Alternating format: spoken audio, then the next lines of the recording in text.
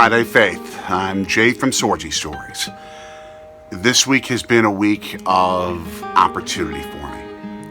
Of opportunity to have open eyes to new possibilities that I think are going to be something special.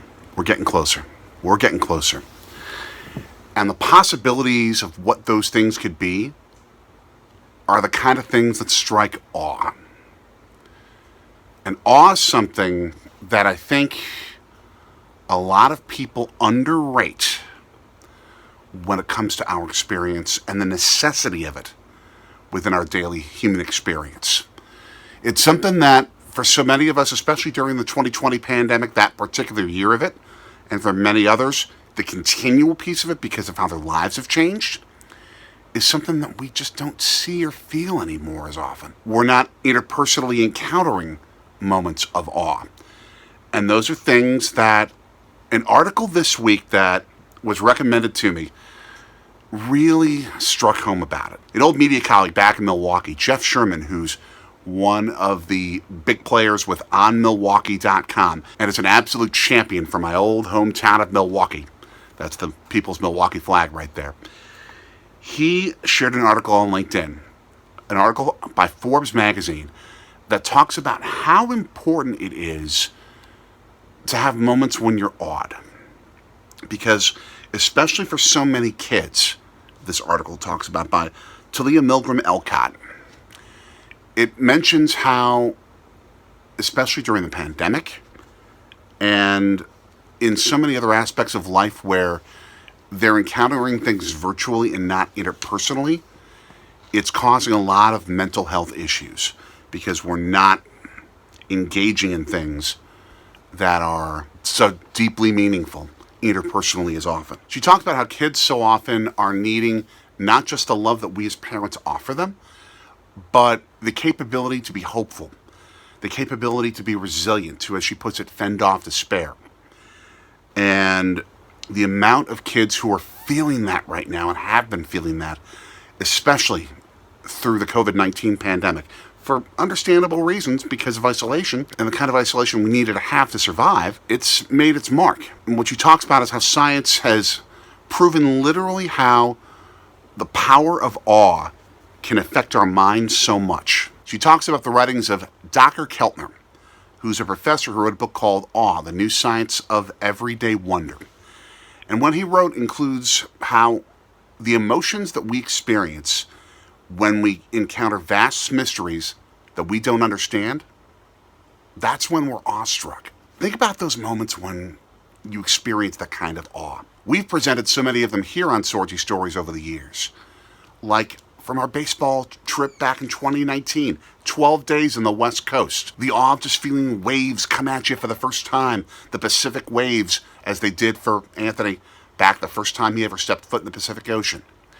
Or of a Pacific sunset, or the power of a friend's musical performance that just strikes us and is so meaningful, like our friends Kelly and Perry and their bud Doug Pettibone, one of the world's great guitarists. Won't you listen to me, just might brighten up your day.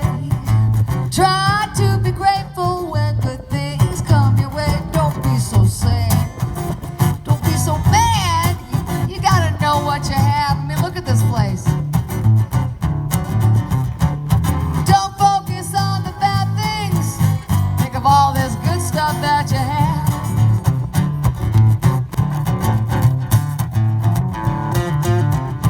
I have my hands. I have touched this. Just think about it. 14 months ago, we were on the East Coast, almost at the Atlantic Ocean, catching the Brewers play. Now, 14 months later, we're almost at the Pacific Ocean, catching the Brewers play. It's just crazy.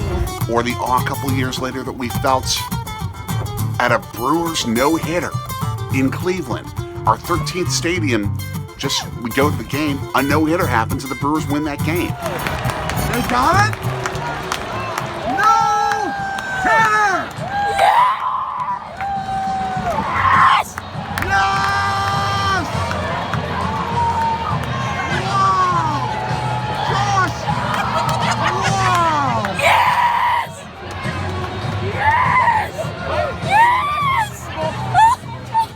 or the awe of seeing 8 million life stories or more in your purview when you're standing on one of the top floors of Freedom Tower in one of the tallest buildings in the world. Those feelings are memory building. They're the types of things that stick with you the rest of your life and bring so much joy. What Keltner's book talks about is how moments like those literally release something in your brain. Oxytocin and dopamine. They are two literal hormones that help you encounter and feel the joy of something like those moments. When you're looking for and finding God, finding the divine in the everyday, as St. Ignatius talks about so much, finding God in all things. When you're looking for those, when you keep your eyes open for it, when you are open to where those moments happen in the everyday, those are the type of things that bring you joy. Those are the type of things that give you hope, that give you opportunity, that move you through your challenges, that move you through your hard times, because they help you remember God saying, hey, I'm here. I am with you until the end of the age. Last words of Matthew, the Gospel of St. Matthew. Those moments of awe when, more than even anything else, the love that you experience from someone and that you give to someone, those moments, those are those times when awe becomes real. And God uses that science of those literal hormones and the senses that you have of your life experiences to say, I'm here. I'm here with you. And I love you. That's what awe creates. And I feel like moving forward in our lives, we need to be more present to those things that are awesome, literally awesome. And to recognize that they don't have to come from 100-story towers or no-hitters or sunrises or sunsets. They happen every day. They happen every day in our gentle, genuine, regular, everyday encounters. We just have to be open to seeing it. We just have to be open to seeing it. Just like I mentioned, sometimes the biggest moments of awe come from love. God is love. Let's be love. Have a great weekend.